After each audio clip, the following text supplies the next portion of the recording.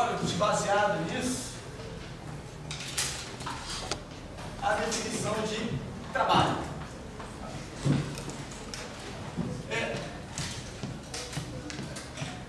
Antes de usar o conceito de produto escalar, eu vou fazer um caso particular, onde você tem um corpo, massa I, que está sujeito a uma força F constante. A gente sabe que tem o peso, tem a força normal, mas como ele não anda na direção Y, peso e a normal se anulam, tá? E a única força que existe adicional que estou desprezando no atrito é essa força, então esse cara vai andar.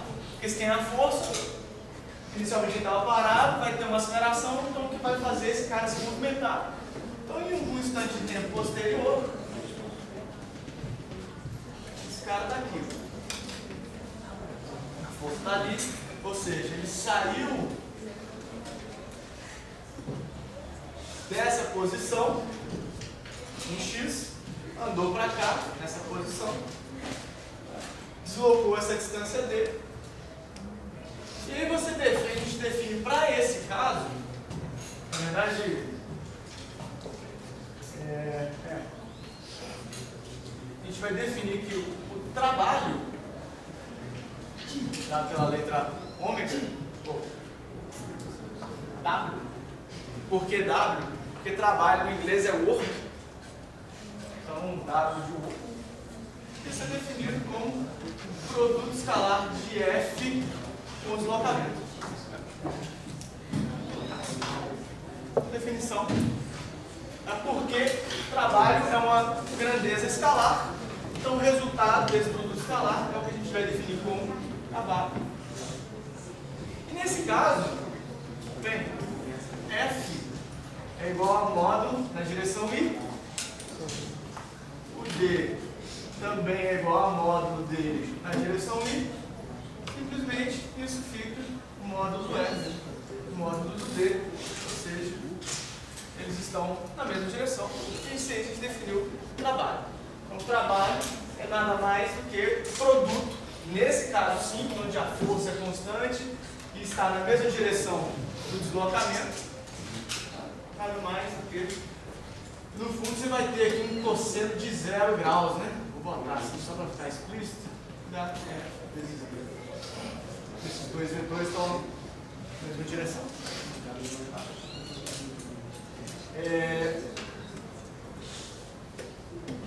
Aí você pensa, tá, unidade. Unidade do trabalho é igual, se é o produto, é igual a unidade da força vezes a unidade da distância. Então, unidade no sistema internacional, qual a unidade de força? Newton. Unidade de distância, metro. Então, tem Newton vezes metro. Isso, em geral, isso a gente chama de Joule. Em geral, a gente representa assim. Então, um Joule é 1 Newton vezes metro. Tá? Isso quer dizer nada mais do que, olha, quando eu tiver uma força de 1 Newton e o corpo andar 1 metro, tá? Ele realizou 1 Joule de energia. Realizou, gastou, aí depende se essa energia é consumida ou se ela foi absorvida, foi perdida ou foi cedida, aí depende dessas análises aí. Mas isso quer dizer. Aí você pode ir para bem, tá, esse aqui é o caso simples da coisa, eu vou complicar um pouquinho mais agora. É a mesma história, só que a força é constante, mas está um pouquinho inclinada. Só que mesmo o fato dessa força ser força normal, a gente viu Porque existe uma componente dessa força aqui agora, que está na direção Y. E agora essa componente vai diminuir o quê? Vai diminuir a normal. Certo? Mas eu estou assumindo que esse cara ele continua a andar, ele sai daqui, vem para cá, o deslocamento continua na direção, continua a outra direção, a força F está lá, e aí você simplesmente o que muda para esse exemplo, o trabalho vai continuar sendo F escalar D, e aí você vai ter F de cosseno de θ. Tem um ângulo influenciando na quantidade de trabalho, na definição do trabalho. Tá? E aí você pode pensar, bem, pô, tá bom. Então se o ângulo afeta, então se esse ângulo entre a direção de deslocamento e a força for maior do que 0 até 90, maior do que 0 e menor do que 90, e menor do que 0 e menos 90, o trabalho é positivo. Você fala, né? Deixa eu fazer esses exemplos com cuidado aqui.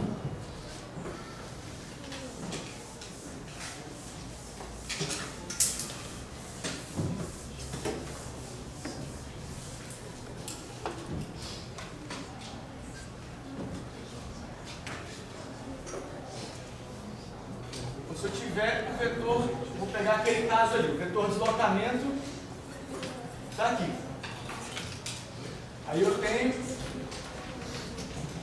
chamar isso aqui de eixo Y, isso aqui de eixo X. Aí eu tenho o vetor força. Isso aqui é o ângulo θ. Então, se o θ estiver nesses dois quadrantes, nesse quadrante ou nesse quadrante, o vetor de deslocamento está para lá, a força está assim, então vai ter sempre uma projeção que está na mesma direção do deslocamento. Agora, vai ter sempre um pedaço, por menor que seja, né, esse vetor de deslocamento está para cá, ou a força está assim.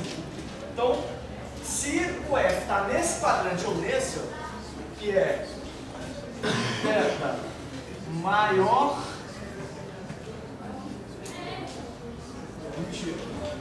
maior que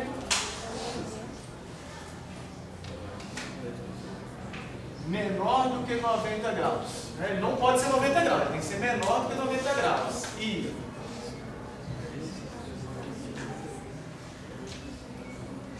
maior do que menos 90 graus, onde menos 90 graus é para baixo,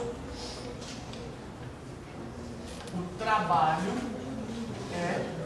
ou melhor, o cosseno de θ é maior do que 0, o que implica um trabalho maior do que 0.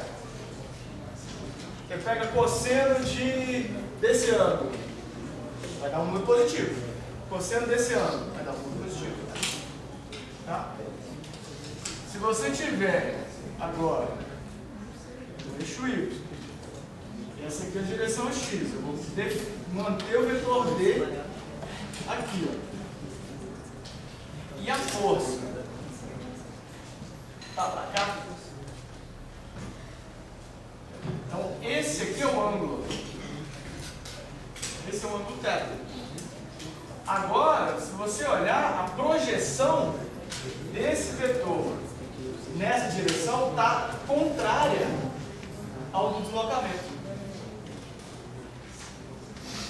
E se ele estiver nesse quadrante ou nesse quadrante, quer dizer que θ maior do que 90 graus e menor do que menos 90 graus, o cosseno de θ é menor do que 0. é negativo. O que implica trabalho negativo. Ok? E o último caso é caso lá, a força assim, deslocamento assim, o ângulo aqui é θ igual a 90 graus, então cosseno 90 graus é zero, o que implica trabalho zero. Ok? Aí você pode, antes de eu fazer, de eu pegar, vou olhar para esse exemplo aqui. Você pode, se você quiser voltar a câmera aqui. Então, se você olhar para esse exemplo, olha, a força normal, ela é perpendicular ao deslocamento. A força peso está perpendicular ao deslocamento. Então, nesse caso, não estou generalizando, nesse caso, a normal e a força peso não realizam trabalho. Porque elas são perpendiculares ao deslocamento, então o trabalho realizado com essas forças é exatamente zero. Que é a única força que realiza trabalho aqui é a força F, porque existe uma componente dela que está na direção do deslocamento. Okay? Então, toda vez que você tiver uma força que é perpendicular ao deslocamento, ela não vai realizar trabalho.